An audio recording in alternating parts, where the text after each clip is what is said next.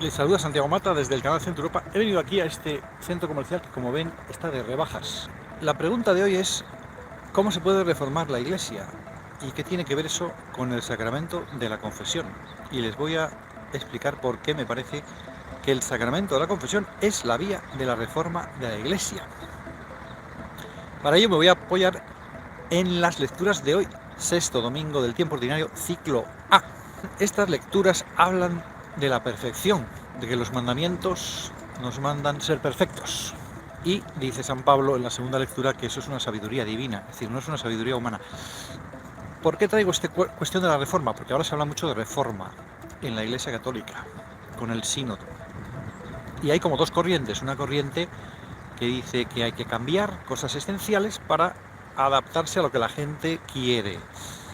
Esa es la postura que se suele decir que ha adoptado la Iglesia en Alemania. Y luego están los que dicen que no, que hay cosas fundamentales que no deben cambiar.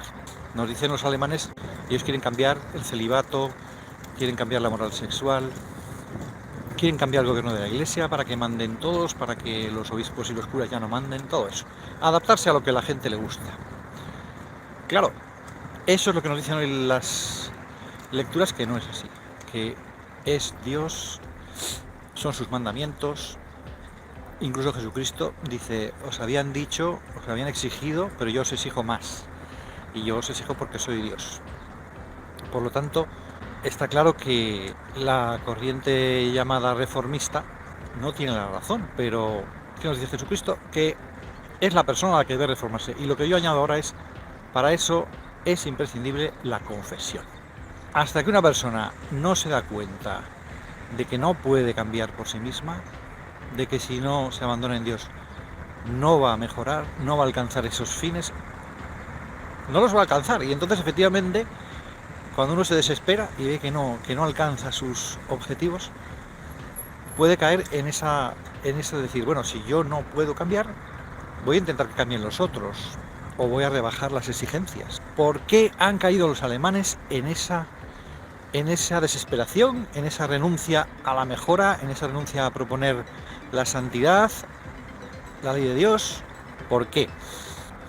Una encuesta que realizó la Conferencia Episcopal de Alemania revelaba que más de la mitad de los sacerdotes alemanes nunca se confesaban y nunca rezaban.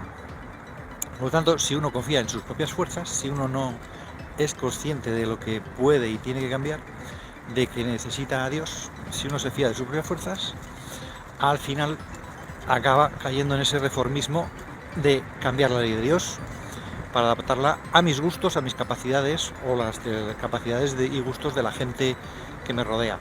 No es de extrañar que la Iglesia en Alemania llegue a estas conclusiones de que hay que renunciar al celibato, de que hay que cambiar la moral sexual, de reconocer los actos homosexuales y que hay que dejar que gobiernen la Iglesia los laicos. Es normal.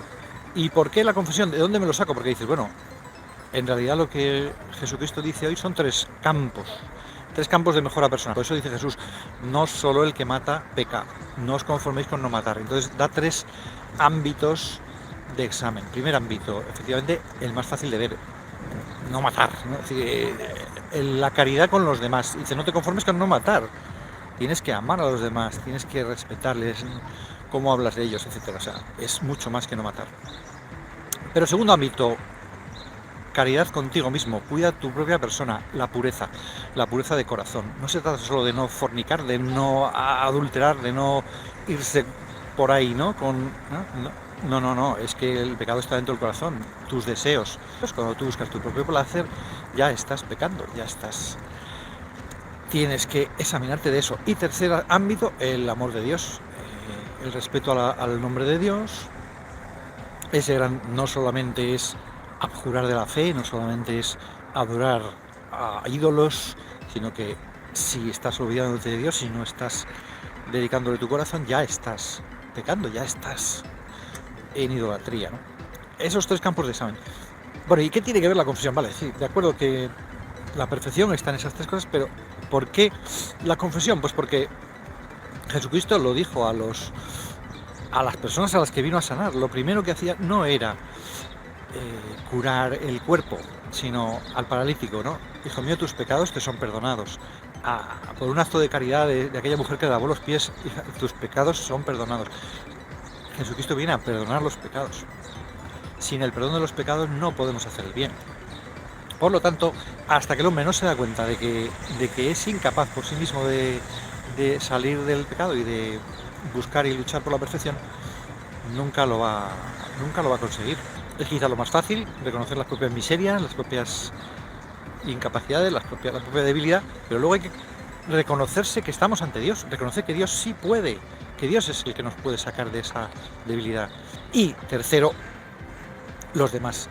Dios me sacará de ahí si yo le pido ayuda a través de la Iglesia. Así que Jesucristo dijo a los apóstoles: y a los que les perdonéis los pecados les serán perdonados. No dijo decir a la gente que acuda a mí, que confíe en mí, ¿verdad? En plan, sola escritura, Lutero, y que la confesión debe ser individual y secreta ante el sacerdote, porque el sacerdote nos puede absolver y también dar buen consejo. Pero luego ese consejo no solamente es el sacerdote, en general, a apoyarse en los demás para salir adelante. Hoy se habla mucho de los teléfonos contra el abuso, teléfonos contra no sé qué, contra el suicidio, tal, y venga de teléfonos, pues por eso, porque hemos dejado de acudir a las personas que de verdad nos pueden curar, que nos pueden dar consejo. El don de consejo lo encontramos en la Iglesia. Y pedir consejo, eso es una de las cosas que me parecen más graves del día de hoy, de la juventud.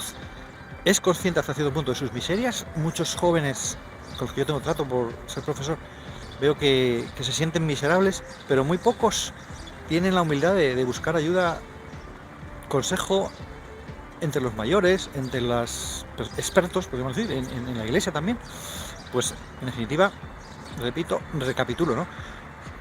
La forma de reformar la Iglesia no es rebajar las condiciones, no es renunciar a las exigencias de Dios, tampoco es creerse que uno lo va a conseguir por sus propias fuerzas. Tarde o temprano uno se desengaña, se da cuenta que fracasa, pero tampoco es, lógicamente, si yo fracaso, si yo veo que no puedo cambiar, no se trata de exigir que cambien los otros, ¿no? El reformismo político, no es decir que son los otros los que tienen que cambiar, no, soy yo que tengo que cambiar, pero solo cambiaré si me fío de Dios, y si me quiero fiar de Dios, tengo que hacerlo en la Iglesia, buscar esa ayuda a través del consejo, del orden de consejo, y a través de la confesión, buscar el perdón de Dios en la confesión. El perdón de Dios está, y la reforma de la Iglesia, en la confesión. Así que, nada más. Feliz sexto domingo del tiempo ordinario del ciclo A. Hasta pronto.